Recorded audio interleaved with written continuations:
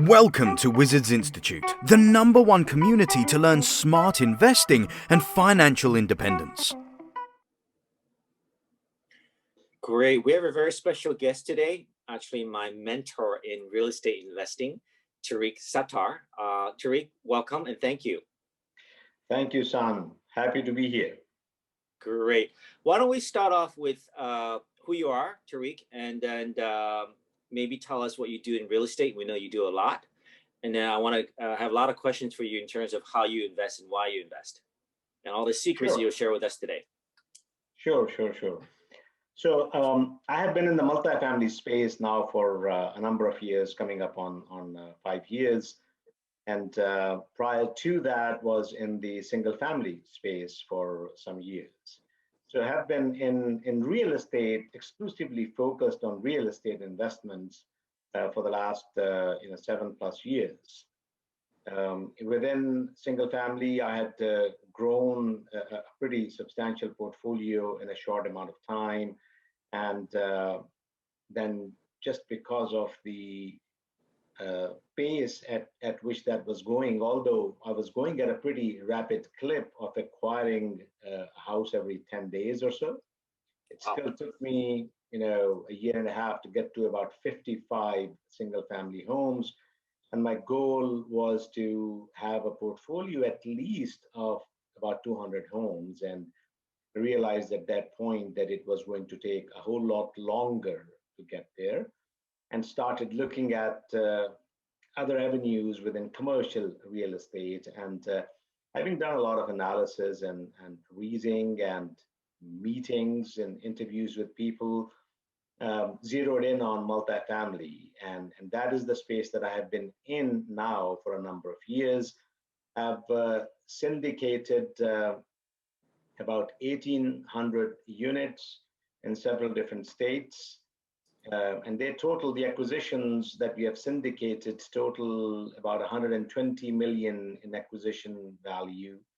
And for those acquisitions, we have raised close to 41 million in equity for the acquisitions. In addition to those syndicated acquisitions, syndicated assets, I'm also invested as a passive investor in another 4,000 units or so. So a pretty significant portfolio over the last 5 years or so that I have accumulated, have in that period have actually transitioned totally out of the single family space, and I'm exclusively focused on multifamily. Great. Wow. Tariq, how many years was that from the 1,800 units active and 4,000 passive multifamily space? Right. So I'm just coming up on 5 years now. Okay. All right. So with your continued help as my mentor, hopefully we'll get there on my side as well. Absolutely. When I started out, it took us a good year to bring our first acquisition as a sponsor in. I have to say, though, that the market has gotten a whole lot more competitive, contrary to what you would think with COVID and the eviction moratorium and impact on collections and increase in delinquencies. But that has been more than offset by the drop in interest rates and very favorable financing that is available to investors now, and the fact that there are other commercial real estate asset classes that have capital coming out of those classes and pursuing within the multifamily space. To give you a quick example of a deal that we were pursuing in Dallas-Fort Worth market within the last couple of weeks. The initial indication that we had was a whisper price of about $24 million for the asset. Initial offer that we put in was 24.5 million, so above the minimum that they were looking for. The brokerage had a record number of offers on the asset at 36 offers, of which 24 were above the asking price.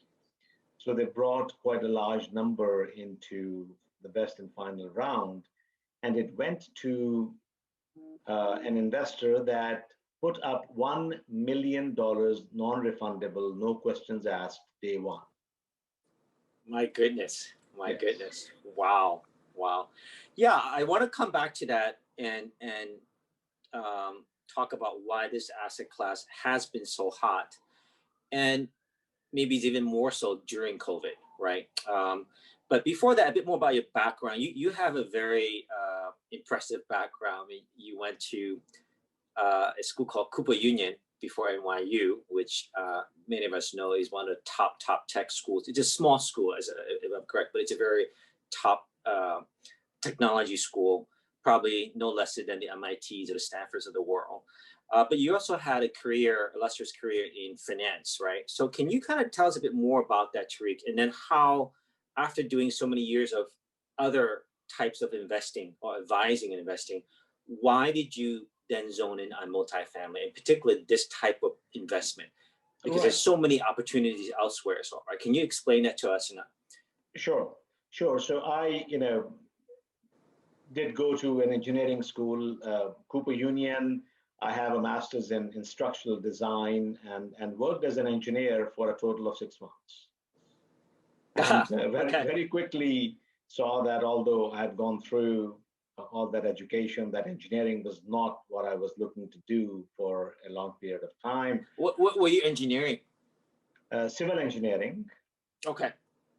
And I was working this was in New York, as you know, Cooper Union. I was working for New York City out of school. And after several months of working there, explored, engineering, consulting, design opportunities, but decided against going further down that path and applied to several business schools and got into New York University in their MBA school and started down that path. So coming out of the business school, I started with Deloitte and Touche in their consulting group, management consulting with a focus on strategy. And I was doing that for many, many years in the Northeast, primarily, some travel, but wanted more hands-on. There's a lot of, interviews and analytics and reports, but not a lot of execution as part of the management consulting world. So wanted more hands-on experience, and in that search landed on crisis management and restructurings as an opportunity with a small firm in New York. Well, small at that time. The firm's name is Alvarez and Marsal, headquartered in New York. And when I joined the firm, I was the 30th employee of the firm. And when I left the firm many, many years later, there were more than 3,000 employees, still privately held. So as part of that restructuring and crisis management practice, we would go into companies that were in significant liquidity crisis. So we would go in and try to get our arms around, first of all, the cash position, the true cash position of the company, the free cash that was available to the company, and then looking at what the various operations, lines of operations were, which were revenue or profit generating, and which were bleeding money on a daily basis, and then trying to restructure the business to most likely a somewhat of a smaller business, but something that is more profitable on the other end. And a lot of times you would go through, sometimes you would do those restructurings out of court. Sometimes you would go through a bankruptcy court supervised restructuring, a Chapter 11, and unfortunately, sometimes you would go into a Chapter 7 liquidation. So did several of those in the US. Also, then the company expanded into Europe, and I moved to London for a number of years, and as part of that, was involved in several insolvencies in Europe. So over the years, when I was doing that work, I held a management position in a company in 26 different countries over the years. Travel was excessive, was actually 100%. So that is the reason that I decided to walk away from that. This was in late 2005 that I was still based in London, decided to walk away from the corporate world and moved back to the US and started, consulting on my own, still in the same arena in the restructuring world, but more focused on smaller companies through the same private equity or banking context that I had from the restructuring work that I had been doing.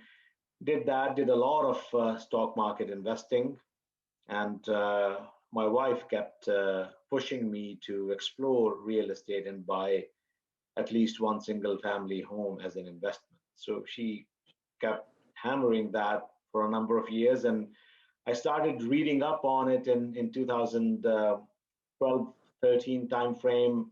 Met with people, really got serious about it in 2013, and started down the path of single family in 2014. And what I had, the at that point, I did not know, I did not even think that I could explore, commercial multifamily, knowing how bigger the dollar numbers were for those kinds of assets. I was looking at single family, and my research was that I need to have at least a couple of hundred homes in the portfolio, so the law of averages truly kicks in, and the cash flow, on the longer term, there's a stable stream of cash flow on a monthly basis. So started down that path. Was, as I said earlier, was acquiring a house every 10 days. Had a third-party property management company from day one, managing the assets. I was very focused on acquisitions, overseeing the rehab.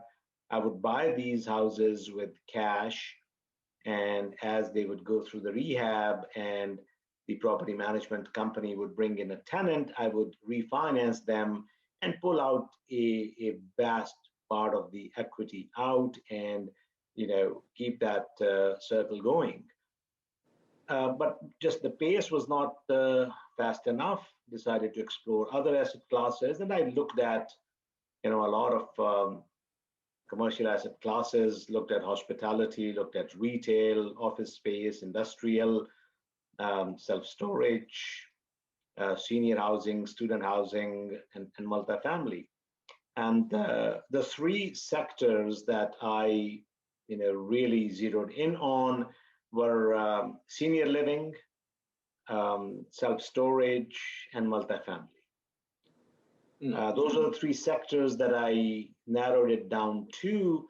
And then at that point, I started exploring how to go about doing it, and wanted to, just as I had done for single family, wanted to meet with people that had been doing it successfully for a number of years. And knowing that I'm most likely going to be dealing with much larger numbers and with other people's money because of syndications for the larger assets, that I could not afford to make mistakes. So wanted to then identify a mentor or a program that I could join, a group that I could be a part of, and learn as being part of that. So that is when, back in late 15, early 16, I was exploring a few different options at that point here in the Midwest, in Texas specifically, and ended up joining a group here in Dallas. Brad Sumrock is the leader, the founder of that group. And I joined that in early 16. And, all the investments that I have done as a passive have primarily been with other members of that group. And a bulk of the equity that we have been able to raise for the acquisitions that we have done as lead sponsors has been from the same group of people as well. That's great. Thank you. Thank you. That's a great story. Tariq, for somebody that is new to, again, stepping a bit higher level, somebody that's considering doing real estate or maybe even other asset classes, given your vast experience looking at different things, a value in different asset classes, from storage to senior living to others and doing single family. If you were to summarize this, in a minute or two, what got you so committed and so excited to obviously doing so much in multifamily syndication? What were the key reasons? Right. So, looking at just the risk and return, when I look at hospitality industry, look at office space, look at retail, the occupancy there, could be significantly impacted, especially in retail and office space, by a very small number of tenants deciding to move elsewhere. In the multifamily space, it's a couple of reasons. One, the affordability gap that has been there, the housing shortage in the U.S. that has been there and growing.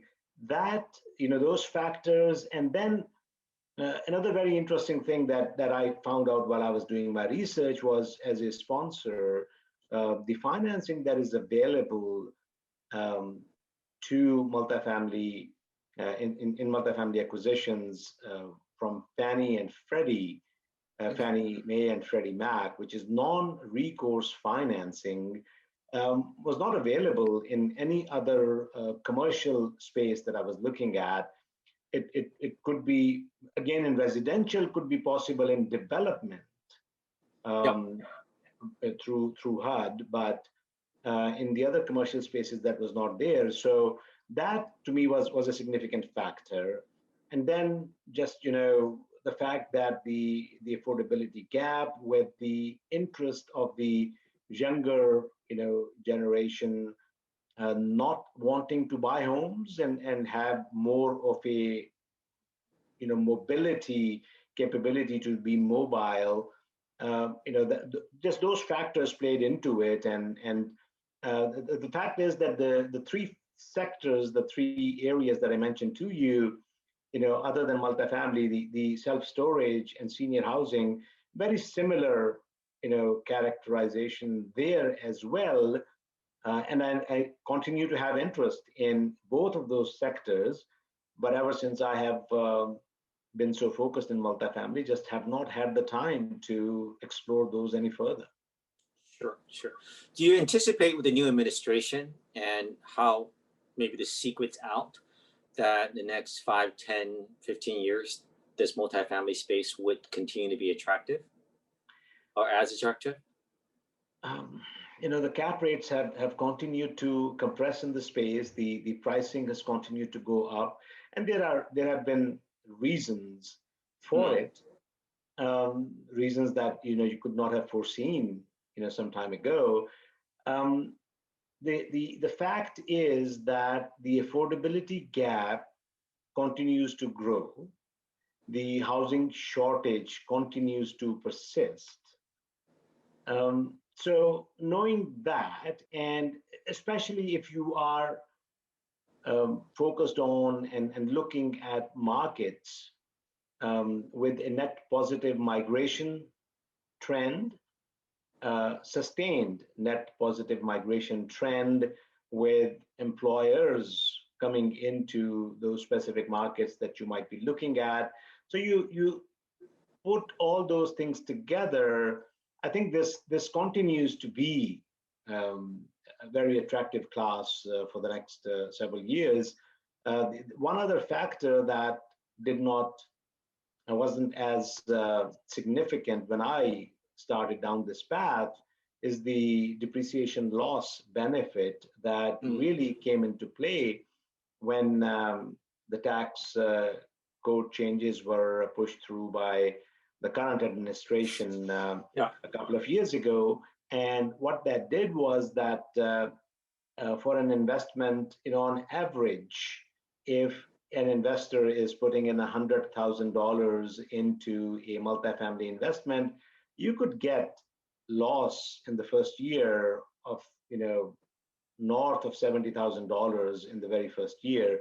And then you would continue to get additional losses every year, a much smaller number, but on an ongoing basis, as long as the asset is held in the portfolio. So that has been a significant benefit, and has also been one of the reasons that has added to the interest in this asset class. Sure. Tariq, do you have children? Yes, I have two daughters, college-going daughters, and a son who is in sixth grade. Perfect. Okay, this is the most important question. So I basically am following in your footsteps, like it or not. So consulting, I did my own different types of investings. And really 2020 is the year I started to focus after essentially all the things that you just mentioned, after going through all these evaluations and whatnot, started getting into multifamily. I've done a single family for a number of years as a side hustle. So I started doing smaller multifamily with my brothers and partners in Jersey. And as you know, this year joined Sunrock, and luckily was able to close a 76 store in Florida, and together with the small ones, just about 100. So I'm at least 4 years behind in terms of experience and time, and probably 20 years behind in terms of brain power with you to get to your targets. But having gone through the W-2, gone through different experiences. So my question is, my oldest daughter, who's 17 now, is quite interested in financial independence and real estate. What is your recommendation for somebody young, maybe not necessarily 17, but somebody that's maybe out of school? Given what you know today, would you recommend that they follow the path that you did, gain experience, small assets in multifamily, or really dive straight into multifamily and syndication, what you're doing now? Right. So if it was, knowing what I know today, I would dive into it right away, as long as there is a good mentor to teach you. In your instance, if you are working with her, guiding her, helping her, educating her, that is going to be the key, is to make sure that mentorship is there, and to make sure that the child has an interest in this avenue. I had taken both my daughters to attend the 2-day event that Brad puts up. Had taken both of them there, although they have some interest, but not nowhere near strong enough to really pursue that at this point. And I wouldn't want to push them down that path.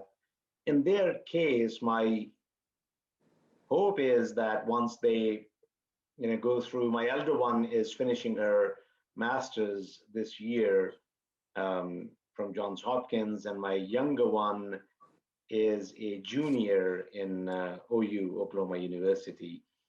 And my hope is that once they go through their college education and they have at least a handful of years of work experience in the corporate world, and have the reality of a taste of the reality of that side, they probably are going to be more open to entertaining an avenue in the real estate investment side.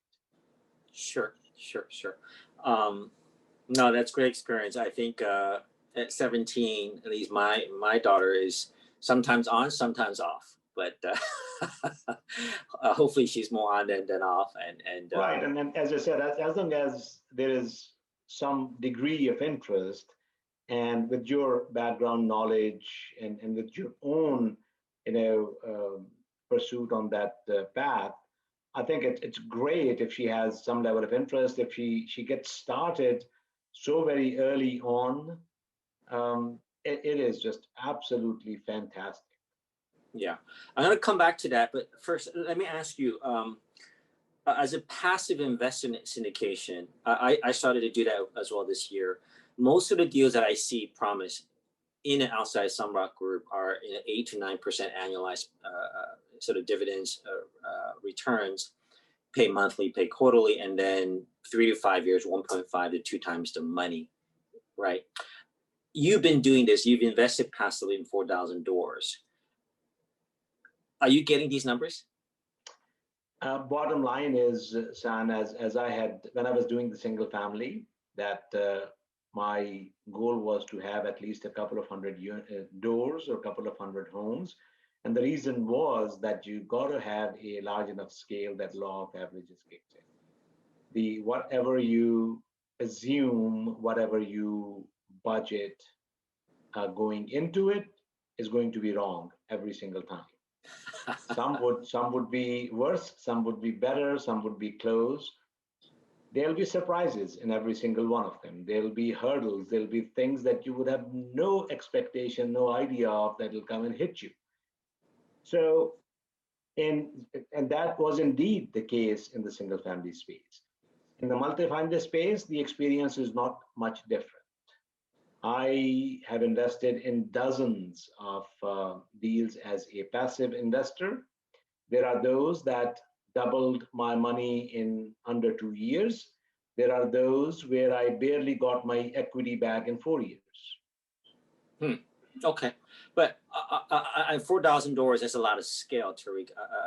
Like, on an average or on a range basis, what can, if somebody were younger and maybe has a W-2 job and want to participate in passive, given your experience, and I know time frame is different, but just curious, what would you say is a reasonable benchmark return to look for?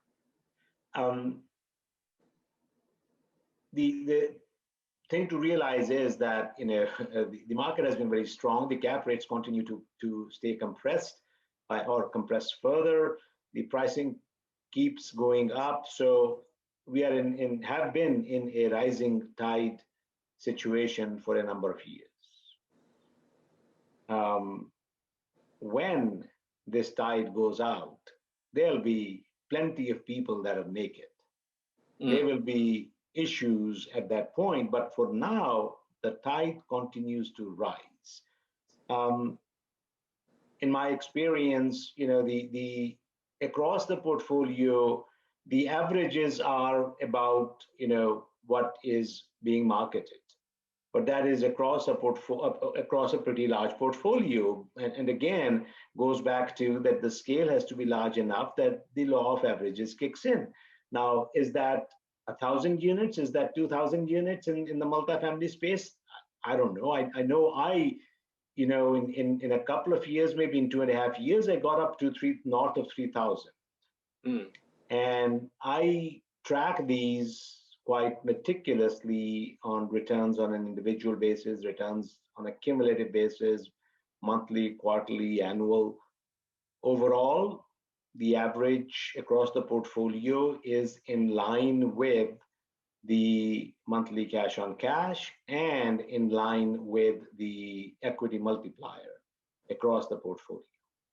Okay, so again, from a risk return basis, what you said earlier, obviously these are not liquid assets, Tariq, right? Versus a stock, for example, but the stock market generates long-term 8%, but you could lose it all. The chances of a multifamily that's 90%, 95% occupied losing it all is very slim, given the demand supply imbalance, as you said.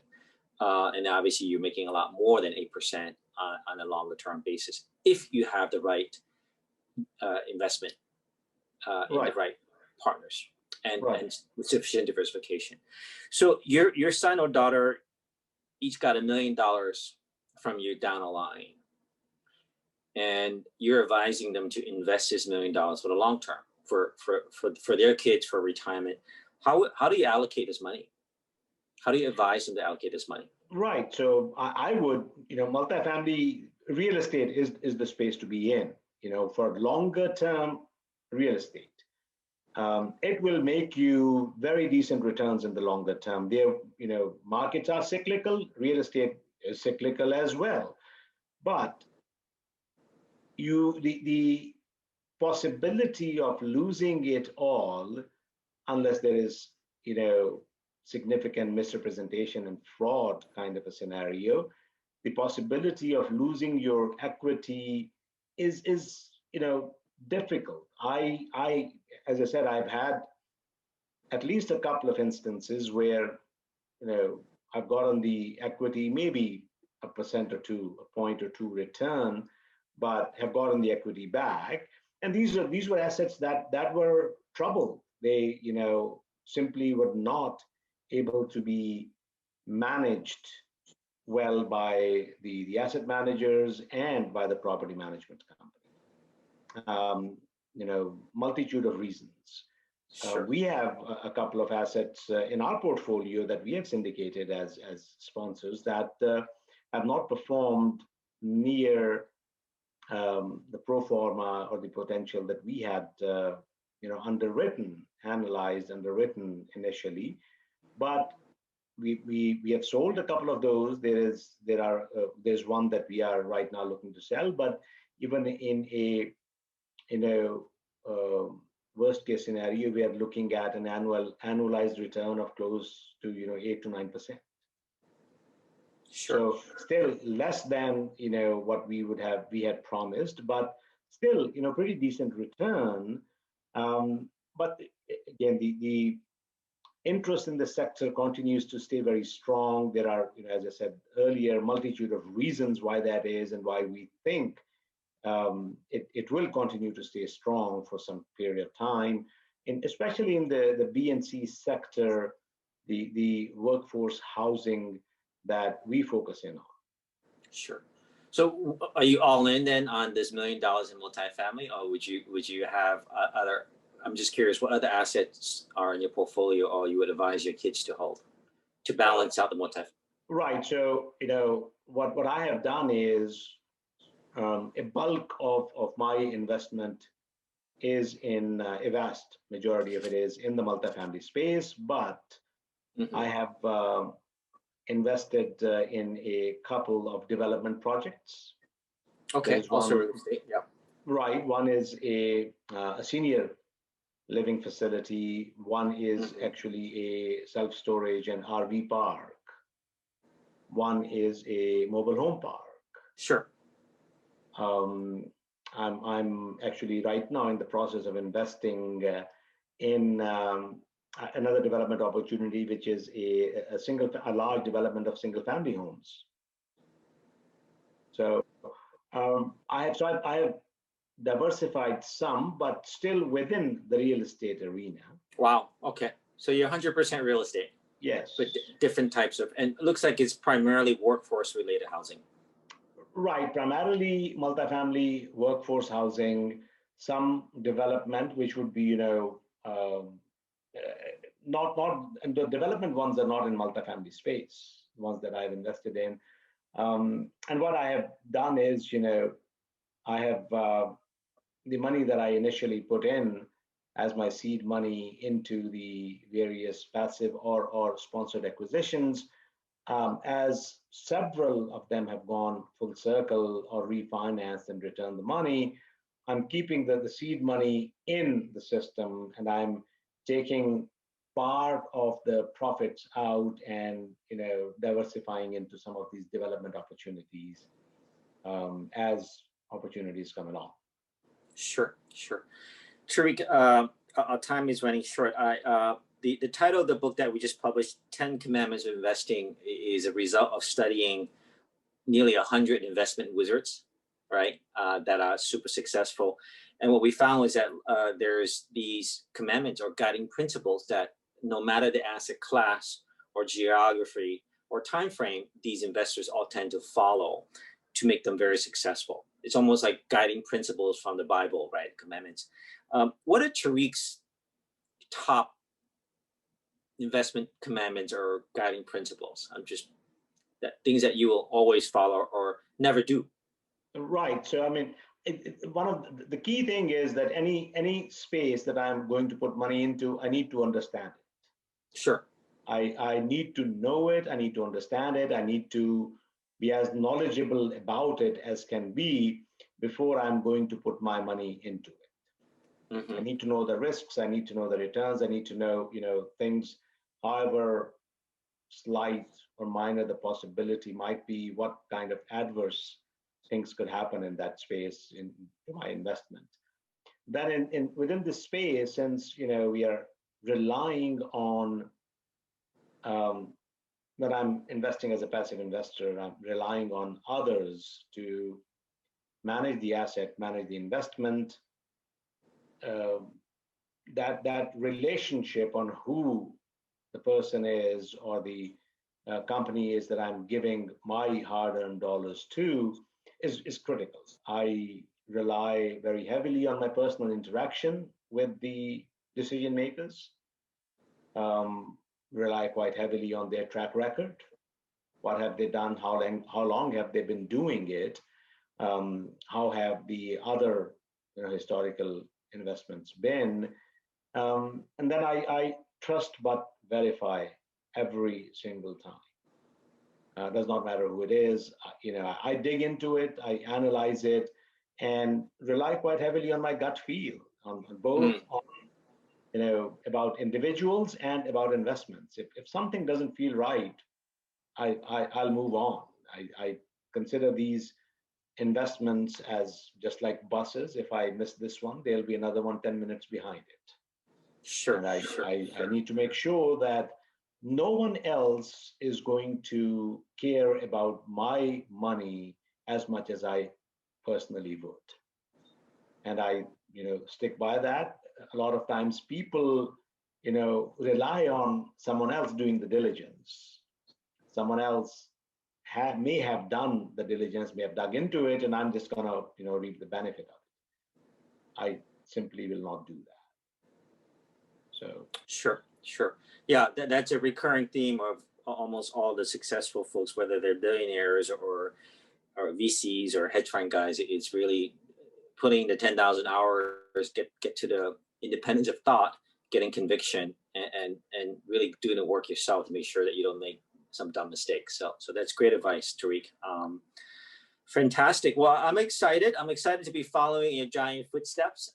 I'm also excited to hear that after getting to 1,800 active, 4,000 passive, and having done so many other types of asset classes in real estate, Tariq, that you remain excited about this asset class, which is one that I'm trying to gain as well.